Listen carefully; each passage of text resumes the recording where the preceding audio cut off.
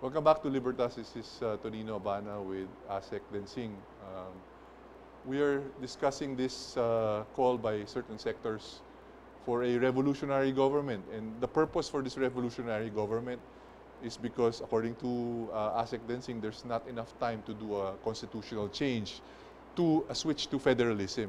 But before we go into that, let's basahin po natin itong mga ito dahil gusto nila makisama sa sa discussion. 1774, si Christopher po Ulito, please lang pakibasa kung maging revolutionary government ang ating bansa natin, ano ang itatawag ni Presidente Duterte sa komunista na nagsusulong ng revolution sa mahabang panahon?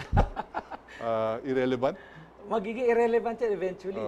Pag nakaramdam sila ng benepisyo, ay hindi na yan in fact, yung sinabi ni Presidente, kung ayaw nyo pa rin sumuko, laban na tayo. Ito pa, basahin natin to kasi pagbigyan natin lahat. 3695, good PM from Zamboanga, Sibugay. Alam namin na ang CBCP ay magagaling mag-advise. Ang tanong ko, mayroon po bang kahit isa sa kanilang obispo ng nag-endorse ng revolutionary government, Ramel Vallena? I've not heard. Pero siguro namang may mga ilang member ng church. I think meron. Meron po. Kasi ang importante maintindihan nila kung bakit ginagawa ito. At meron ding tututol. Maraming tututol din. Meron din. So, wag natin lahatin, di ba? Parang ganun. So, let's go into the next part. So, you are advocating a revolutionary government to be declared because you want a federal form of government for this country, which you feel is the answer to all our problems.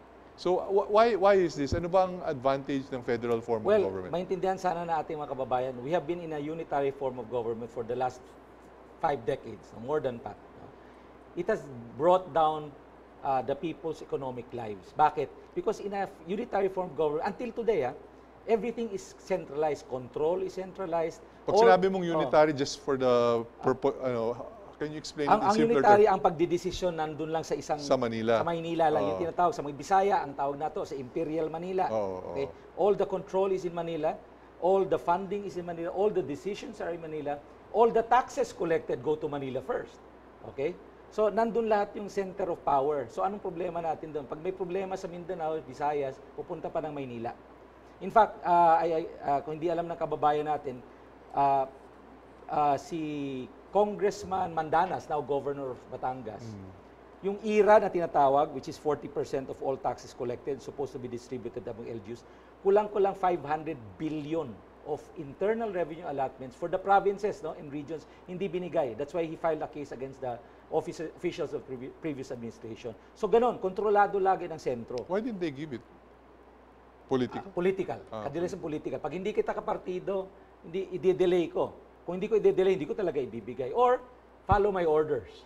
Okay, so it's primarily political. Pag nag-federalize tayo, many of the functions of the national government will be decentralized in the regions. Okay? When it is decentralized regions, it goes to follow that the funding will be part of it. So ngayon, if 60-40 ang sharing, 40% lang ibinibigay sa probinsya, kinokontrol pa, hindi na ngayon. In the federal form of government, we estimate that 60 to 80% of all taxes collected will be retained by the regional governments.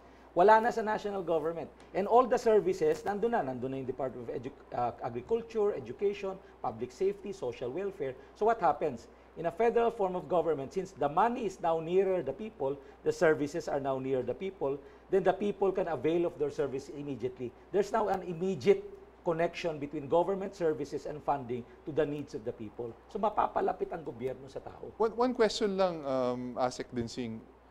What if it's the same political families controlling the federal governments? Wouldn't you have the same problems again? That is why when we amend the Constitution, part of it is to amend or to have an operational definition of political dynasty. Tignan mo, 1987, nakalagay dyan, political dynasty is prohibited but as defined for by law. 30 years na. Siyempre, ayaw ni Kongreso. That's why we question Congress amending our Constitution or revising our Constitution. What specific provisions can you add there to make the anti-dynasty bill have more teeth? Okay. Ano ba dapat ang definition namin dyan, political dynasty shall be banned. It will be defined as having a relative up to the 4th degree of consanguinity and affinity should never be allowed to govern or to be in one regional government. So isang pamilya lang, up to the second cousin. Okay, bawal, pati affinity, so blood and marriage affiliation. Pero itong kagandahan for our good politicians, we also want to lift the term limits. Why? Because why should we deprive of people of good politicians? Kung magaling yung politicians, why should we limit them to serve us for 9 years? So gusto namin din i-lift yan. Anyway, in a federal form of government, we anticipate that the voters will mature. Because in a federal form of government, bawal na ang popular and tamad. Kasi marami ngayon mga leaders, popular and tamad. Nag-aantay lang ng ira. You have to be very creative. In a federal form of government, you have to elect strategic leaders. Kasi wala nang ira eh. You have to really generate your own revenues so that it can benefit your people in the region. Okay. Right now, we have regions that are rich, where we have regions that are poor. And actually, what happens is the Central Manila gives funds to the poorer regions because they don't have enough. They don't have enough in terms of money in order to do infrastructure.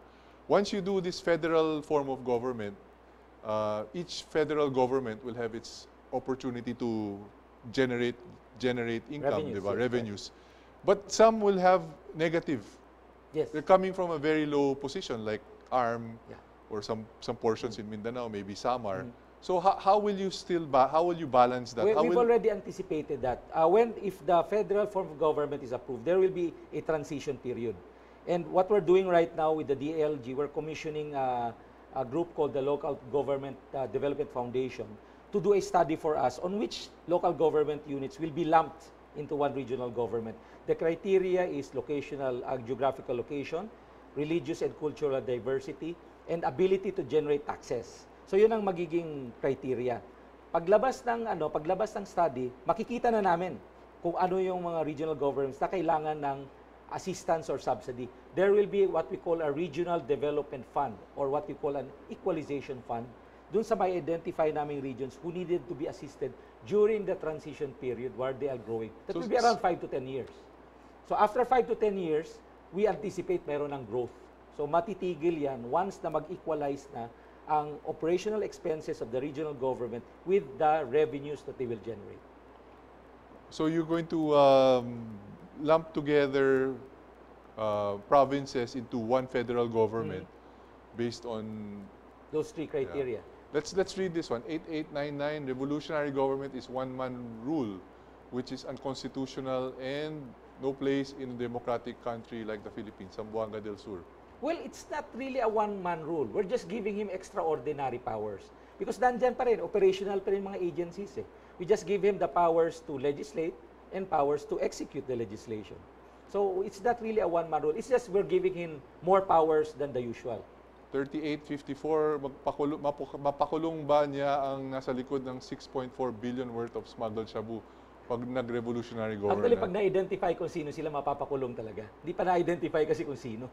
2797, please fast-track the revolutionary government rather than extending barangay officials involved in narco-politics. James Santiago, Southern Leyte. Yan, mawawala ho yan sa revolutionary 4940, Sir, blessed eve sa inyo, diyan sa TV. Nandito kami sa Cadiz City watching you here. My question is this: if the revolution will pursue this coming November 30, meaning baba lahat ng posisyon sa taas, also the President, baguhin lahat. Paki-explain, akala niya. Kasi hindi, yung November 30, hindi yun yung... hindi pa. It's a call. Yung November 30, magkakaroon na simultaneous call. Now, whether the President will accept the extraordinary powers under a RevGov, that remains to be seen. So, ang November 30 is, there will be a general call. Your group will have a general call for the President to declare a revolutionary government. Now, whether we'll declare it on November 30 or not, that remains to be seen. Okay. 9762, tulungan natin ang ating Presidente. Napakaganda ng inyong talakayan. Nanonood po kami dito sa Rojas, Palawan. Mabuhay. So, kita mo, all over the country. A big move around. Alam mo, sa pag-ikot ko to talk about federalism, without even asking, without even telling them or discussing the RevGov, yung tao na mismo nagtatanong. Kasi it's something that is already being discussed by the Filipino masses, which is very, very important. Kasi it should have the backing of the Filipino people. Ano yan eh? Yes and nice yan eh. What's your position on the economic provisions, restrictions in the Constitution, like the 60-40? Yeah, once the once the 1987 Constitution will be abrogated, mawawala na yung 60-40 rule. So you're in favor of foreign ownership of land? Okay, no. The DTI has already identified certain industries that we can already open for foreign ownership 100%. Including Not all. land? Not all. How about land Sa ownership? land, if you ask me as an economist, I would rather have foreign ownership in commercial land but not in residential. For example, yung ating condo. Yung condo natin, you can sell only 40% because in the condominium corporation, you should be only 40%. But in a kung wala na yung 60-40 rule, one condominium building can now be owned 100% foreign. That's okay. But yung residential, to me, it should only be... How about farmland, agricultural land? Agriculture, farming, residential, Fishing should land. be remained Filipino. How about mining? Mining, I think, I'm already in favor of the current setup. So for industry, you mean they own their own land, the factories that they operate? Not necessarily. Not necessarily. Depending on the classification. What I wanted to do is, again, just the commercial lands, not the residential, farming, agriculture, not even for manufacturing. What happens to the BBL, the Bangsamoro Basic Law, with the revolutionary government? Di wala Now, na yun. that depends on the president. Because if the president feels that they be given immediately an autonomous region for themselves, then that can be fast-tracked. Because remember... It won't be an autonomous region. It will be a federal region. Or a federal... It's what we call that an advanced federal government. Because wala pang federal form of government eh. Pero pwede lang i-fast track yun. Advance siya, advance.